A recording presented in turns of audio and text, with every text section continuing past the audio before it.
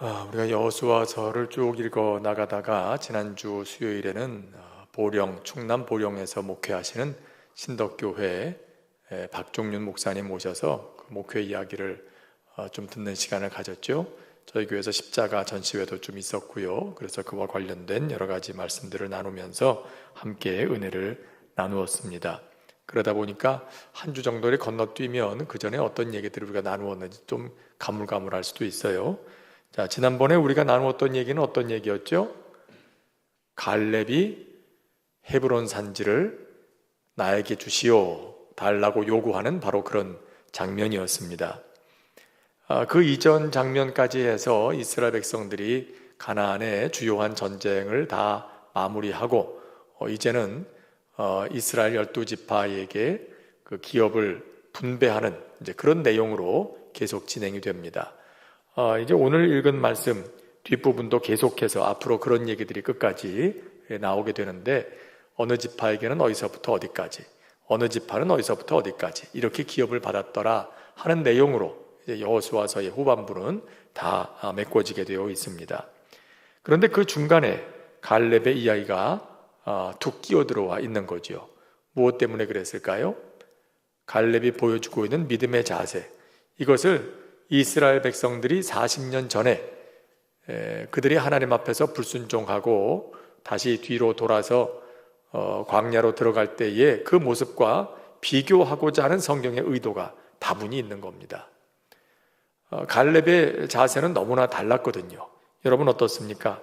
갈렙이 헤브론을 달라고 요구하고 마침내 그 땅을 차지했던 그 이야기 속에서 우리는 어떤 것들을 배울 수 있었을까요? 첫째는 이거였죠. 출신보다 내가 어떤 사람인가가 중요하다는 것이었습니다. 여러분들에게도 이미 말씀드렸습니다만 갈렙은 본래 히브리 사람이 아니었죠. 그 출신이 아닙니다. 그 조상들은 그니스 사람들이라고 해서요, 이방인 출신입니다. 그러다가 나중에 유대인 히브리 사람들에게 편입된 그런 사람들이죠. 그랬는데 그의 이름이 우리에게 가르쳐주고 있는 것처럼 마음을 다해서 온 마음으로 전심으로 하나님을 섬기고 또 하나님을 신뢰해서 모든 일을 행했던 그런 사람이었습니다.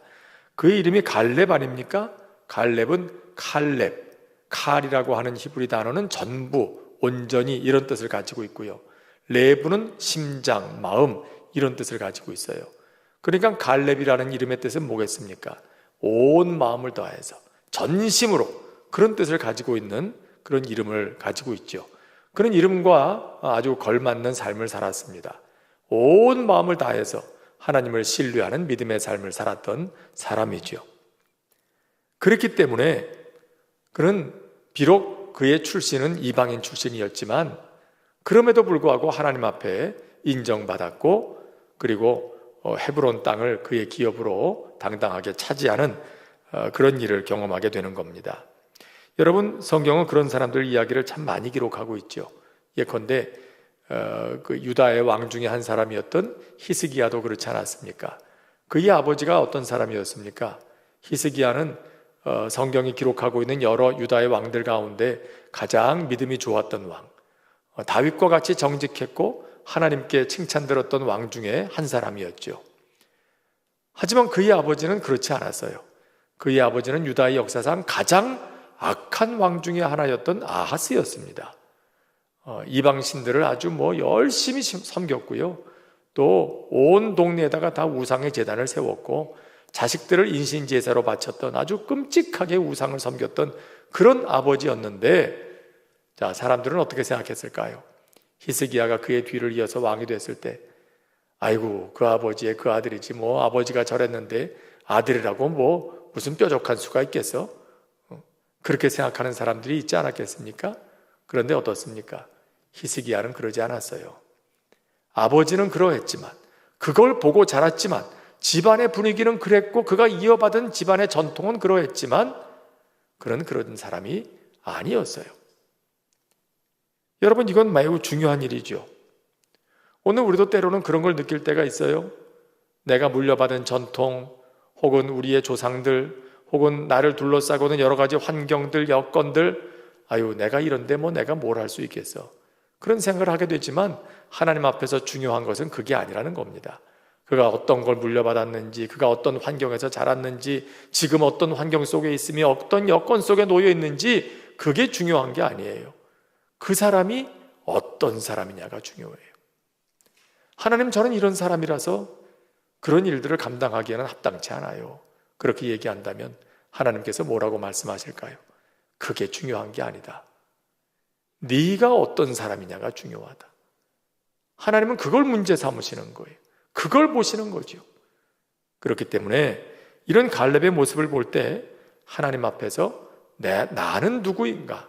라는 걸 늘 생각하면서 하는 게 얼마나 중요한지를 알 수가 있습니다. 또 믿음은 연약함을 뛰어넘는 능력이 된다는 걸 갈렙을 보면서 알 수 있죠. 갈렙에게는 이제 나이가 85세가 됐다는 나이라고 하는 큰 연약함, 그리고 큰 장벽이 있었어요. 그가 헤브론을 달라고 요구하고 그 땅을 차지하겠다고 그렇게 용기를 내서 이야기할 때 그의 앞에는 참 큰 연약함, 큰 장애물이 있는 거죠. 그런데다가 헤브론이라는 곳은 어떻습니까? 그곳은 본래 이름이 기럇 아르바라는 곳이었는데요, 그건 사람 이름이었죠. 그 도성을 세운 사람의 이름이었을 겁니다. 그 지역에 옛날부터 살고 있던 거인족 아낙 자손 가운데 한 사람, 가장 뛰어난 장수였던 기럇 아르바라는 사람의 이름을 따서 그 도성 이름을, 그 성읍 이름을 만든 거예요. 그러니까 그들의 자손들이 지금 살고 있는 곳이죠, 헤브론은. 그러니 아낙 자손들이 살고 있는 곳, 게다가 고지대에 있는 견고한 성에 살고 있는 사람들이기 때문에 85세 노인이 사람들을 이끌고 나가서 점령하기에는 너무나 큰 장애물이고, 또 갈렙 자신을 보더라도 너무나 큰 연약함을 노출시키는 그런 일이죠. 그런데도 불구하고 갈렙은 두려워하지 아니하고 하나님께서 나와 함께 하시면 그 성을 내가 취할 수 있다고 확신 있게 얘기합니다. 여러분, 그런 것이죠. 나에게 연약함이 있어요. 그러나 하나님을 온전하게 신뢰할 수만 있다면 하나님께서 그 모든 장애물들을 넘어서게 하시는 줄로 믿습니다. 그것이 우리의 모든 연약함을 뛰어넘게 해주는 능력이 된다는 거예요. 그리고 또 한 가지 갈렙에게서 배울 수 있었던 건 뭐였을까요? 마음에 품고 기도하며 준비하는 자세, 그 믿음, 그것을 갈렙을 통해서 볼 수 있죠. 자, 갈렙이 40년 전에 정탐꾼으로 가나안 땅에 들어갔다가 왔어요. 거기서 헤브론 땅을 보고 옵니다. 그때 그는 마음에 꿈을 품습니다. 내가 저 땅을 차지해야 되겠다. 그런데 하나님께서 그들을 다시 광야로 돌려보내실 때 그 꿈은 좌절되고 말지요. 이스라엘 백성들의 불신앙 때문에 갈렙은 아니요, 하나님께서 함께 하시면 우리는 분명히 그 땅을 차지할 수 있다고 그렇게 얘기했지만 이스라엘 백성들의 불신앙 때문에 그의 꿈은 좌절되고 말았습니다. 하지만 거기서 끝난 게 아니죠. 헤브론 땅은 40년 동안 그의 마음에 있었어요. 그리고 45년이 지난 85세가 된 지금 그는 그 꿈을 다시 떠올리는 겁니다.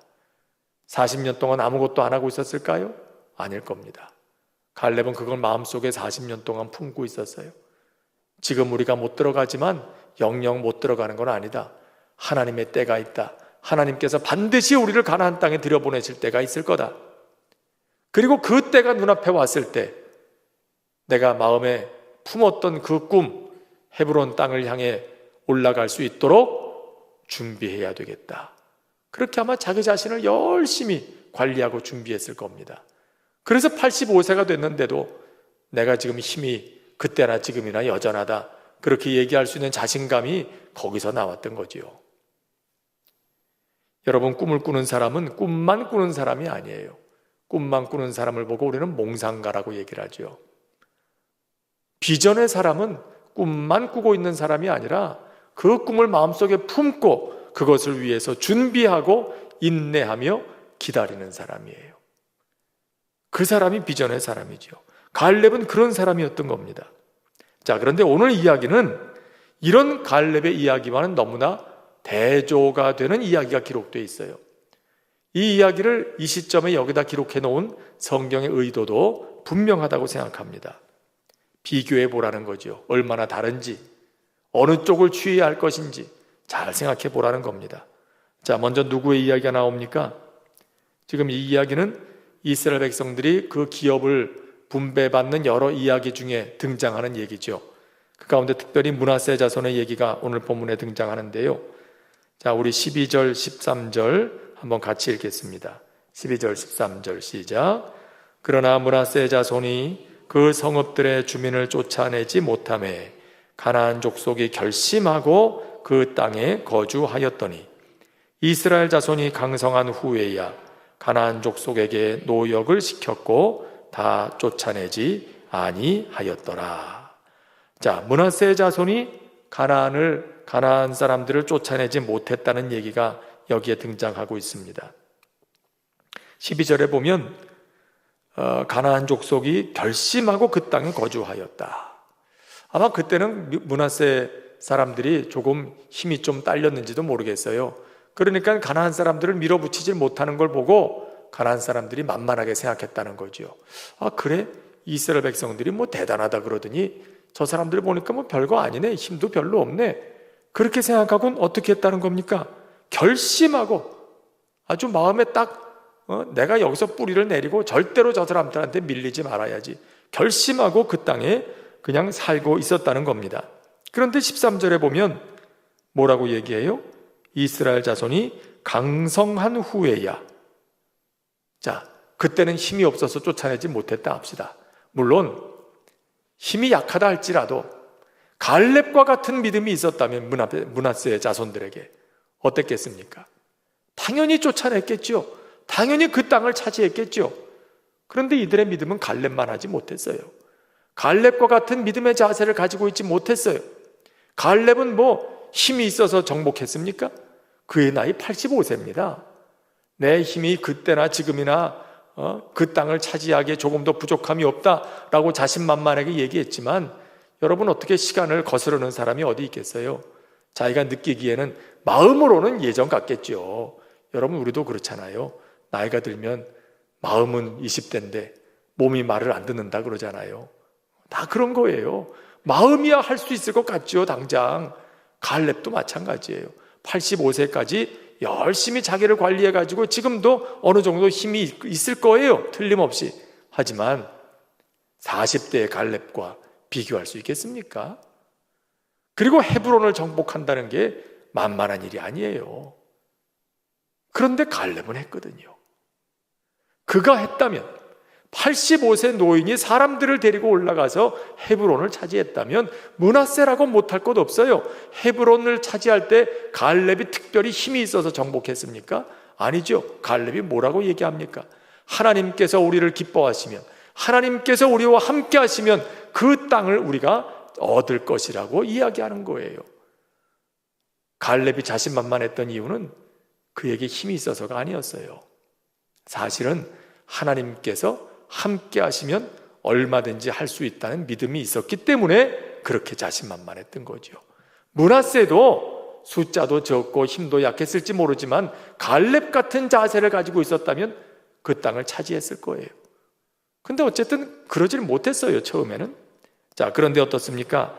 끝까지 힘들고 연약했던 게 아니라 강성해졌다고 그랬습니다. 자, 그러면 이때는 어떻게 해야 됩니까? 전에는 약해서 못됐다는 핑계도 있었지만 이제는 강해졌으니까 그렇게 핑계댈 것도 없어요. 이제는 밀어붙여서 얼마든지 쫓아내고 그 땅을 기업으로 차지할 수 있습니다. 그런데 어떻게 했다고 그래요?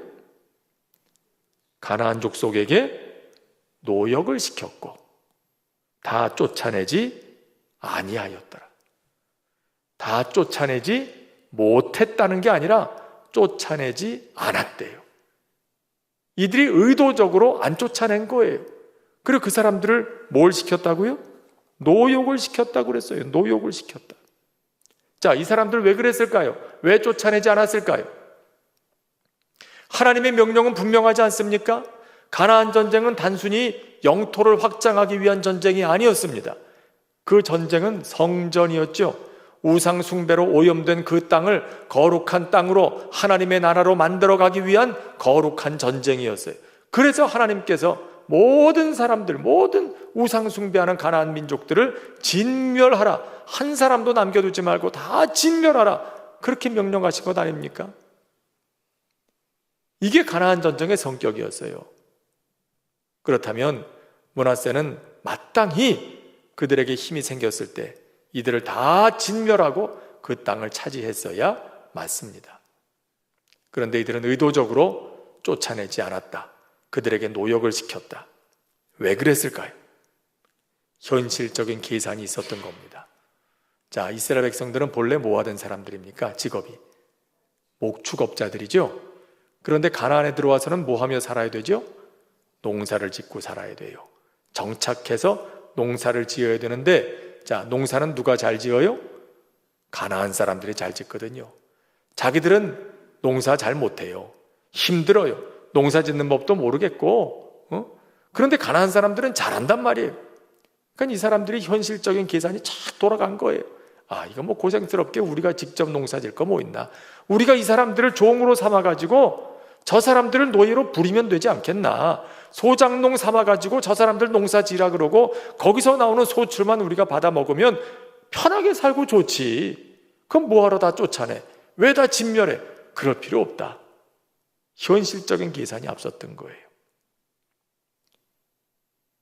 여러분, 결국 이것 때문에 어떻게 됩니까? 그래서 그 사람들이 편하게 살게 됐습니까?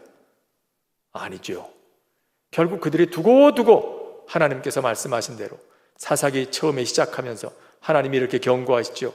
너희가 저들을 쫓아내지 아니하면 그들이 두고두고 너희 옆구리에 가시가 될 거라고. 실제로 그렇게 됩니다. 두고두고 이스라엘 백성들을 괴롭힙니다. 그래서 어떻게 됩니까? 끊임없이 공격을 받아요. 사사기에 들어가면 계속해서 가나안의 어떤 민족이 몇 년 동안 저들을 괴롭혔다, 이런 얘기 계속 나오죠. 몇몇 대목만 얘기해도 이렇습니다. 메소포타미아 사람들이 8년 동안 저들을 괴롭힙니다. 그때 온니엘이라는 사사가 나타나서 그들을 구원합니다. 모압이 18년 동안 그들을 괴롭힙니다. 그때 에훗이 나타나서 그들을 구원합니다. 가나안의 하솔 왕 야빈이 20년 동안 저들을 억압하고 힘들게 합니다. 그때 나타난 사사가 드보라죠. 미디안이 또 7년 동안 이 사람들을 괴롭히니까 그때 나타나서 구원한 사사가 기드온. 암몬 사람들이 저들을 괴롭힐 때 18년 동안 그때 나타났던 사사가 입다. 40년 동안 그들을 괴롭히던 블레셋, 그때 나타난 사사가 삼손이죠. 여러분, 사사기의 기록을 읽어보면요, 다 이때 쫓아내지 못하고 다 진멸하라고 그랬는데, 쫓아내라고 그랬는데 믿음으로 행하지 못하고 이리저리 현실적으로 타협하면서 현실적인 계산 가지고 그렇게 하나님의 명령에 불순종한 결과가 사사기에 그대로 나오고 있는 거예요. 따로따로 떨어진 책이 아닌 것입니다. 지금 못했던, 쫓아내지 못했던 그 가나안 사람들이 사사기에 들어와서는 계속 이스라엘 백성들을 괴롭히는 가시 역할을 하고 있는 거예요. 저들은 남겨두면 자기들이 편할 줄 알았죠. 그게 합리적인 방법인 줄 알았죠. 아니었던 거예요. 뿐만 아니라 결국 이들 때문에 이스라엘 백성들도 우상 숭배에 빠지게 됩니다. 이스라엘의 왕국 시대가 열렸을 때, 그때에도 역시 그 분위기가 계속 이어지면서 세워지는 왕들마다 우상 숭배에 빠지고, 그래서 결국 나라가 망하게 되는 길까지 가게 되는 겁니다. 그게 다 여기서부터 시작되는 거예요. 사실 므낫세 자손이 완전히 불순종한 것도 아니죠. 저들을 제압했잖아요. 므낫세 사람들이 이 가나안 사람들을 제압하긴 했잖아요. 이 정도 했으면 되지 않았습니까? 이 정도면 됐다라고 므낫세는 생각했을 겁니다. 굳이 다 진멸하지 않아도 된다. 하지만 여러분, 중요한 건 뭘까요? 부분적인 순종은 결국 불순종과 다르지 않다는 겁니다. 오늘 므낫세가 저지른 실수가 그거예요. 이 정도 하면 됐지, 뭘 꼭 그렇게까지 해야 돼? 그게 아니라는 겁니다. 사울이 아말렉을 완전히 진멸하지 않고 그의 눈에 보니까 소도 양도 뭐 좋은 것들 눈에 보이니까 다 데리고 왔잖아요. 가지고 왔잖아요. 그러고 나서 사무엘이 책망을 하니까 이게 다 뭡니까? 다 진멸하고 아무것도 취하지 말라고 했는데 왜 이런 것들을 남겨왔습니까? 그러니까 사울이 이렇게 변명을 합니다. 좋은 걸 가져다가 하나님 앞에 제사하려고 그랬다고. 여러분, 하나님께서 그때 뭐라고 말씀하시죠? 하나님께서는 제사보다 순종이 낫다. 순종할 거면 온전하게 해야지. 아마 사울은 그랬을 겁니다. 이 정도 하면 됐지 뭘. 그런데 그게 아닌 거예요. 하나님 앞에서는 온전한 순종이 중요한 겁니다. 남겨둔 것이 우리에게 해가 될 때가 많잖아요. 우리 교인들 가운데도 보면 암과 싸우시느라고 고생하시는 분들 많은데, 여러분 그 오랜 시간 동안에 왜 그렇게 항암 치료하고 끝까지 그렇게 하는 걸까요? 그것 좀 얼마 정도 하다가 끝내면 안 될까요? 안 되죠. 그대로 놔두고 암세포가 조금이라도 어디에 남아있거나 뿌리가 남아있거나 그러면 이게 나중에 문제를 일으킬 거거든요. 그러니까 완전히 뿌리가 뽑힐 때까지 힘들지만 그 긴 싸움을 하고 있는 거예요. 그걸 뿌리를 뽑아야 되니까. 대상포진이라는 것도 그렇잖아요. 옛날에 어렸을 때 알았던 수도 그 균이 아직도 어딘가에 남아있다가 완전히 죽어 없어지질 않고 남아있다가 내가 면역력이 약해졌을 때 그때 이 녀석이 머리를 들고 나타나가지고 신경을 따라서 우리에게 고통을 주는 거 아니겠어요? 완전히 뿌리 뽑아야 할 걸 뽑아내지 못하면 언젠간 남아있는 것이 가시노릇을 하게 돼 있는 거예요. 지금 므낫세가 저지른 실수가 바로 여기에 있는 거죠. 또 하나 살펴볼 것은 이것입니다. 요셉 자손의 얘기입니다. 자, 요셉 자손이 여호수아에게 나와서 얘기를 합니다. 아이고, 우리는 숫자가 많은데 우리에게 주는 기업은 하나밖에 없으니 너무 땅이 좁습니다. 좀 땅을 더 주세요. 우리 기업을 좀 더 주세요. 라고 얘기를 합니다. 자, 어떻게 보면 합리적인 얘기인 것 같아요. 그래도 그럴 것이 요셉 지파는 사실 두 몫이거든요. 요셉 지파는 조금 더 구체적으로 보면 그 안에 에브라임과 므낫세 두 지파가 같이 들어있잖아요. 요셉 지파 안에. 왜 이렇게 됐을까? 여러분 그 얘기는 잘 아시죠? 요셉이 애굽에 가서 총리 대신으로 있는 동안에 결혼을 하고 가정을 이루고 두 아들을 낳습니다. 맏아들 므낫세, 둘째 에브라임. 그런데 야곱이 나중에 애굽에 와서 그 두 아들을 보고 축복을 해주죠. 그런데 손을 이렇게 어긋나게 해가지고 축복을 해줍니다. 에브라임에게 장자의 축복을, 므낫세에게 차자의 축복을 하게 됩니다. 그러면서 야곱이 얘기하죠. 이 둘을 이제 내 아들 삼겠다, 양자 삼겠다, 그렇게 얘기를 해요. 그래서 에브라임 지파와 므낫세 지파가 또 이게 독립을 하게 되는 겁니다. 이게 이제 요셉 지파가 되는 거죠. 그러니까 요셉은 사실 다른 지파에 비해서 두 몫의 이 숫자와 또 그렇게 가지고 있는 거예요. 그런데 보니까 땅이 좁은 거죠. 땅을 좀 더 주세요. 또 더 줄 만도 한 것 같은데 여호수아가 뭐라고 얘기를 합니까? 15절 한번 같이 읽어볼까요? 15절 시작. 여호수아가 그들에게 이르되 내가 큰 민족이 되므로 에브라임 산지가 내게 너무 좁을진대 브리스 족속과 르바임 족속의 땅 삼림에 올라가서 스스로 개척하라. 스스로 개척하라. 삼림에 올라가서 너희 원하는 땅 너희가 개척해서 가져. 그렇게 얘기를 합니다. 좀 야박하게 땅을 좀 더 주면 좋았을 텐데 여호수아가 왜 그랬을까? 생각해보면 여호수아도 고민 끝에 이런 결정을 내렸을 거예요. 형평성이라는 게 있잖아요. 다른 지파들도 사실은 숫자가 똑같은 건 아니거든요. 유다 지파도 상대적으로 숫자가 많아요. 요셉만 많은 게 아니에요. 그런데 다른 지파들은 다 그렇게 한 기 없이 줬는데 요셉 지파라고 좀 숫자가 많다고 해서 거기만 임의로 더 주게 되면 다른 지파들 불만이 터져 나오겠죠. 여기저기서 형평성 논란이 일어나게 될 거예요. 그러니까 지도자로서 여호수아는 고민할 수밖에 없죠. 그래서 이런 묘안을 기도하는 중에 이런 생각으로 권면하게 되는 겁니다. 나도 그러고 싶지만 그럴 수가 없는 입장이니 너희가 올라가서 스스로 개척해. 그러면 아무도 뭐라 안 할 거야. 너희가 능력껏 가서 얻은 땅이니까 그걸 보고 누가 뭐라고 하겠냐. 그러니 올라가서 스스로 개척해라. 이건 하나님의 뜻과도 부합하는 것이죠. 하나님께서는 어떻게 하든지 가나안 땅을 이 하나님의 백성들이 더 많이 차지하고 또 그 땅을 그렇게 거룩한 하나님의 나라로 만들기를 원하셨으니까요. 자, 그런데 그러면 요셉 지파가 이 말을 들었을 때 갈렙이었다면 뭐라고 대답을 했을까요? 알겠습니다. 저희가 올라가서 취하겠습니다. 그 삼림을 우리의 기업으로 만들겠습니다. 하나님께서 우리와 함께 하시면 그 땅을 우리가 차지할 것입니다.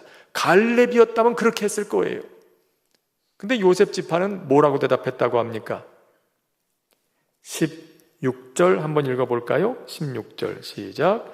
요셉 자손이 이르되 그 산지는 우리에게 넉넉하지도 못하고 골짜기 땅에 거주하는 모든 가나안 족속에게는 벳스안과 그 마을들에 거주하는 자이든지 이스라엘 골짜기에 거주하는 자이든지 다 철병거가 있나이다. 요셉 자손이 하는 말이 아유 안 되겠는데요. 그 삼림에 올라가서 스스로 개척하라. 아유 안 되겠는데요. 저희가 보니까 뭐 그 땅 그다지 넓어 보이지도 않고 그 삼림의 그 산골짜기에 올라가서 거기 가서 어떻게 그 땅을 우리가 다 개척합니까? 평지도 아니고 게다가 거기 살고 있는 사람들은 다 철병거 갖고 있는데 어떻게 우리가 그 사람들을 쫓아냅니까? 그렇게 얘기를 하는 거예요. 자, 다시 한번 갈렙이 이 자리에 있었다면 뭐라고 대답을 했을까요? 역시 갈렙이었어도 아이고 거기는 삼림이고 골짜기고 철병거도 있고 그래서 어려워요 그랬을까요? 아닐 거예요. 알겠습니다. 하나님께서 우리와 함께 하시면 그들이 철병거가 아니라 무슨 핵무기를 가지고 있어도 우리가 얼마든지 가서 차지할 겁니다 라고 얘기를 했을 거예요. 그런데 요셉 자손들에게는 그런 믿음이 없었던 거죠. 힘이 없었던 게 아니에요. 숫자는 많잖아요. 땅이 부족할 정도로 지금 요셉 자손 숫자도 많고 얼마든지 지금 나가서 싸울 수 있는데 그런데 저들의 마음속엔 믿음이 없어요. 하나님이 함께 하시면 얻을 수 있다는 믿음이 없어요. 그리고 또 한 가지는 삼림, 좀 더 쉽게 좀 얻으면 좋겠다라는 그런 안일한 마음도 있는 거죠. 그래서 여호수아가 뭐라고 얘기합니까? 우리 17절 한번 18절을 같이 읽겠습니다. 시작. 그 산지도 내 것이 되리니 비록 삼림이라도 내가 개척하라. 그 끝까지 내 것이 되리라. 가나안 족속이 비록 철병거를 가졌고 강할지라도 내가 능히 그를 쫓아내리라 하였더라. 여호수아는 갈렙과 같은 믿음의 말을 하고 있어요. 그 안목으로 보고 있는 거죠. 너희들 기죽지 마, 겁먹지 마, 그럴 거 없어. 하나님께서 함께 하시면 얼마든지 그 땅을 차지할 수 있을 거야. 지금 얘기하지 않습니까? 여기 17절에 보면 너는 큰 민족이요 큰 권능이 있은즉 한 분깃만 가질 것이 아니다. 너희는 큰 민족이 아니냐? 수도 많지 않냐? 힘도 있지 않냐? 근데 뭘 그렇게 무서워해? 아마 여호수아가 여기서 한마디 하고 싶은 얘기가 있었을 것 같아요. 여긴 적지 않았지만 뭐라고 얘기하고 싶었을까요? 갈렙 봐, 갈렙이 했잖아. 그가 하는 거 봤잖아. 그런데 왜 너희는 못한다고 그래? 유다 지파 갈렙보다 훨씬 숫자도 많고 힘도 너희가 훨씬 좋은데 왜 못한다고 그래? 할 수 있어. 얼마든지 할 수 있어 라고 지금 믿음의 말로 그들을 격려하고 있는 겁니다. 여러분, 오늘 우리도 그렇습니다. 우리들 앞에 놓여있는 여러 가지 삶의 장애물들을 만날 때 우리는 이건 이래서 안 되고 저건 저래서 안 되고 그렇게 생각하게 될 때가 있어요. 어쩌면 그것이 요셉 지파의 마음일지도 몰라요. 갈렙이라면 그러지 않았을 그런 말, 그런 마음. 오늘 우리에게 그런 것은 있지 않은지 다시 한번 생각해 볼 필요가 있을 것 같습니다. 마지막으로는 이겁니다. 이제 18장에 들어가면 이스라엘 백성들의 남은 땅을 분배하는 그런 내용이 나옵니다. 7지파가 아직 기업을 분배받지 못했다고 그랬어요. 자, 이건 조금 이상하죠? 그 앞부분에 보면 이스라엘 백성들이 이제 가나안 정복 전쟁이 거의 마무리됐다고 기록이 되어 있어요. 그리고 18장 1절에도 보면 온 회중이 실로에 모여서 회막을 세웠다고 그랬습니다. 그전에는 이렇게 한 곳에 정착해서 회막을 세울 수가 없었어요. 계속 돌아다녀야 됐으니까, 계속 전쟁하고 다녔어야 됐으니까. 그런데 실로에 회막을 세웠다는 건 가나안 정복 전쟁이 일단락됐다는 뜻이에요. 그런데 아직도 7지파가 기업을 분배받지 못했답니다. 자, 이건 무슨 얘기일까요? 이미 다 전쟁 끝났으면 기업을 다 분배받았어야 할 것 같은데 7지파가 아직도 분배받지 못했다. 이건 이런 뜻입니다. 여러분, 이전에 가나안 정복 전쟁이 일단락될 때 얘기를 기억하시죠? 남부연합군과의 큰 전쟁이 있었어요. 그렇게 해서 남쪽 지역의 패권을 이스라엘이 차지합니다. 그것을 듣고 북쪽에 있는 여러 가나안 민족들이 또 하솔왕 야빈을 중심으로 해서 북부 연합군을 형성을 해가지고 이스라엘 군대와 또 싸웁니다. 큰 전쟁을 벌입니다. 거기서도 이스라엘 백성들이 승리하게 되죠. 그래서 남부 연합군, 북부 연합군과의 전쟁에서 승리하면서 가나안 지역의 패권을 이제 이스라엘 백성들이 장악하게 됩니다. 이 말은 가나안 지역의 모든 성읍을 다 점령했다는 얘기가 아니에요. 주요 거점 지역을 점령하고 이제는 그 땅의 모든 가장 중요한 지역을 장악을 했다는 그런 뜻입니다. 중심 세력이 완전히 무너졌다는 얘기죠. 그리고 이제 남아있는 거는 그 주변에 있는 작은 민족들, 작은 부족들, 그런 부족들이 살고 있는 지역에 이스라엘 백성들이 들어가서 그들을 쫓아내고 그 땅을 기업으로 차지하는 그런 과정이 지금 남아있는 상황이에요. 그러니까 남아있는 7지파는 주요 전쟁이 끝나고 가나안 지역의 패권을 이스라엘이 장악한 다음에 그렇게 적극적으로 나아가서 자기들의 기업을 차지해야 하는 그 시점에서 저들은 이걸 지체하고 있었다는 뜻입니다. 나가서 싸워서 자기들 기업을 차지하려는 수고를 하지 않고 있어요. 아마도 그런 시간 동안에 벌써 자기들 거처도 마련하고 이래저래 여기서 이제 집도 짓고 살고 있으니까 굳이 거기까지 가서 위험을 무릅쓰면서 전쟁까지 하고 목숨 걸고 그럴 필요 있나? 그냥 여기서 편하게 대충 이렇게 살면 되지 뭐. 그리고 눌러앉은 그런 사람들이 상당수 있었을 겁니다. 하나님의 뜻은 그게 아닌데 말이죠.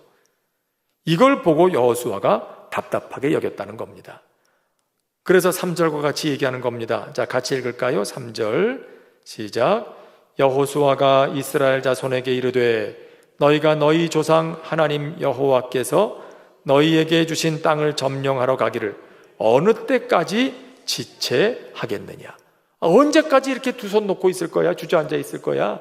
지금 주요 전쟁 끝났잖아. 가나안 땅의 패권은 이미 우리가 쥐어 잡았잖아. 장악했잖아. 그러니까 나머지는 너희들이 올라가서 쫓아내고 차지하면 돼. 근데 왜 여기서 아직도 이러고 있는 거야? 보다 못해 여호수아가 각 지파 사람들 대표 3명씩 뽑아가지고 온 가나안 땅을 다니면서 지도를 그려오게 합니다. 7부분으로 그 땅을 나눠가지고 지도를 그려오게 하죠. 그리고 어떻게 합니까? 하나님 앞에서 내가 제비를 뽑겠다. 제비 뽑아서 이 지역은 어느 지파, 이 지역은 어느 지파 거의 강제적으로 배분해 줄 테니까 너희는 그 땅에 올라가서 그 땅을 차지해라 라고 얘기를 하는 거예요. 여러분, 여기서 우리가 볼 것이 있습니다. 땅을 그려가지고 올 때 저들 눈에 어떤 땅은 더 좋아 보이고 어떤 땅은 별로일 것 같고 그런 땅이 있지 않았겠어요? 어디는 평지고 비옥해 보이는 땅이 있고 어디는 좀 골짜기고 또 숲풀도 많고 그래서 할 일도 많은 것 같고 어디는 또 좀 메마르고 황야처럼 보이고 그런 땅도 있고 그럴 거예요. 그래서 아마 그 땅을 지도를 그려가지고 올 때 아이고 우리는 저 땅 가서 살면 좋겠다. 저 땅은 걸리지 말았으면 좋겠다. 이런 마음이 있지 않겠어요? 그런데 여호수아는 이 땅을 보고 어떻게 하겠다고요? 어떻게 결정하겠다고요? 제비를 뽑겠다고 그래요. 이것은 하나님의 주권을 인정하는 그런 신앙적인 자세를 얘기하고 있는 거예요. 이스라엘 백성들에게 요구하시는 것, 너희들이 원하는 바가 있겠지만 하나님께서 정해주시는 대로 가서 살라 이거예요. 그곳을 하나님께서 내게 주신 곳으로 알고 거기서 최선을 다해서 하나님의 나라를 이루며 살아가라는 그런 뜻인 겁니다. 여러분, 이건 매우 중요한 일이죠. 오늘 우리들의 신앙생활도 마찬가지입니다. 제비 뽑기는 결국 자기 부인과 연결되어 있어요. 우리 지난 주일날도 자기를 부인하는 것에 대한 이야기를 조금 나눴는데요. 마찬가지 아니겠습니까? 내 뜻을 내려놓고 하나님께서 주시는 것을 받아들이는 것, 이게 자기를 부인하는 것이죠. 내 생각을 내려놓고 내가 가지고 싶은 땅이 있겠지만 그러나 그건 내 생각을 잠시 내려놓고 하나님께서 나에게 이것이 내가 살 곳이다, 여기가 내 기업이다 라고 하시면 하나님께서 내게 주시는 선물인 줄로 알고 거기에서 최선을 다해서 하나님의 나라를 이루어가는 거예요. 여러분, 사실 이것이 우리들의 신앙생활이기도 합니다. 우리들의 생각을 내려놓고 하나님께서 나에게 허락하신 것이 내게 주신 것으로 알고 최선을 다하는 것. 가끔 우린 그런 생각을 가질 때가 있잖아요. 여기는 꼭 내 자리가 아닌 것 같은 생각, 꼭 딴 데를 한눈을 팔아요. 그래서 나는 내가 가서 해야 될 일이 딴 데 있는 건 아닐까? 여기는 마음에 안 들고 다른 데가 자꾸 탐이 나고 도대체 자리를 잡질 못하는 거죠. 계속 마음이 막 붕붕 떠 있으니까. 근데 마더 테레사가 이런 말을 했대요. 당신이 발을 딛고 서 있는 바로 이 자리가 하나님께서 당신에게 주신 자리입니다. 당신에게 주신 소명의 자리입니다. 사명의 자리입니다. 그렇게 이야기를 했다고 그래요. 여러분들과 깊이 생각해야 할 일이죠. 오늘 나에게 주어진 기업의 반경이 어디든지, 그 지경이 어디가 됐든지 그곳이 하나님께서 내게 주신 곳이다 라고 생각하고 거기서 최선을 다하는 것, 매우 중요한 일이라고 생각해 봅니다. 조심스러운 얘기긴 하지만 어제 우리 대통령 선거도 끝나지 않았습니까? 결과가 이제 나왔잖아요. 그러면 이제는 그 전까지의 우리의 생각을 다 내려놓고 이제는 우리의 생각을 바꿔야 할 때이기도 한 거죠. 그전에야 다들 각자 원하는 후보들이 있으니까 그것을 위해서 열심히 선거운동도 하고 그러겠지만, 하지만 우리 믿음의 사람들은 어떻게 받아들여야 됩니까? 우리의 믿음은 뭡니까? 이 나라를 사람이 다스릴까요? 하나님이 다스리는 걸까요? 우리의 믿음은 하나님이 이 땅을 다스리신다고 하는 게 우리의 믿음이에요. 근데 우리는 가끔 그렇게 얘기하고 생각할 때가 있잖아요. 이 사람이 되면 나라 망한다. 저 사람이 되어 이 나라가 흥한다. 그래가지고 내가 생각하는 대로 안 되면 그냥 계속해서 그러는 게 있어요. 이건 사람을 의지하는 거예요. 사람이 다스린다고 생각하는 거죠. 그 사람 아니면 안 된다고 생각하는 거. 여러분, 그러나 그렇지 않아요. 누가 지도자가 되든지 다스리는 분은 하나님이신 걸 우리는 믿어야 됩니다. 그게 우리의 믿음이에요. 그렇게 가는 거예요. 서로 한쪽으로 마음에 안 드는 사람일 수도 있어요. 하지만 이번에는 하나님이 저 사람을 통해서 뭔가 하실 일이 있는가 보다, 그렇게 생각하고 그를 위해서 기도해 줘야 되는 거예요. 이제는 정의로운 마음을 갖게 하시고 분별력을 주시고 겸손한 마음, 섬기는 마음, 협력하는 마음을 주셔서 이 나라의 모든 국민들의 찢어진 모든 심령들을 치유하고 봉합하고 그렇게 이 나라를 안정되게 부강하게 이끌어갈 수 있도록 하나님 그를 붙들어 주십시오. 그를 감동하여 주십시오. 그렇게 우리가 기도해야 되는 거지요. 여러분, 하나님은 꼭 이스라엘에만 왕을 세우신 분은 아니에요. 하나님은 뭐라고 말씀하십니까? 나는 만왕의 왕, 만주의 주라고 얘기하시죠. 하나님을 알지 못하는 민족들의 왕들도 사실은 하나님이 세우시는 거예요. 하나님은 세우기도 하시고 헐기도 하시는 분이시죠. 페르시아의 왕 고레스도 하나님이 세우셨다고 그랬고요. 바벨론 왕 느부갓네살도 하나님이 세우셨다고 그랬어요. 그들이 하나님께서 기뻐하시는 방향으로 가지 않을 때 하나님께서 그들을 심판하셨어요. 여러분, 이 나라의 지도자도 마찬가지예요. 바른 길로 가지 않으면 하나님이 심판하실 거예요. 하나님이 다스리시는 거니까 우린 그걸 믿고 하나님이 다스려 주시기를 기도하는 마음으로 가는 거죠. 이런 데서 내 뜻을 내려놓고 하나님이 하시는 일을 기대하는 마음, 이게 제비 뽑는 마음이에요. 그런 마음으로 신앙생활하는 거예요. 하나님의 주권을 인정하면서 하나님이 다스리신다. 지금 이스라엘 백성들이 기업을 받는 과정도 바로 그런 거죠. 그들의 생각을 내려놓고 하나님이 주시는 것을 받아들이는 훈련, 이게 가나안 땅에서의 그들의 삶을 복되게 할 거라고 말씀하시는 겁니다. 오늘 주신 말씀 생각하면서 잠시 한 목소리로 기도하겠습니다.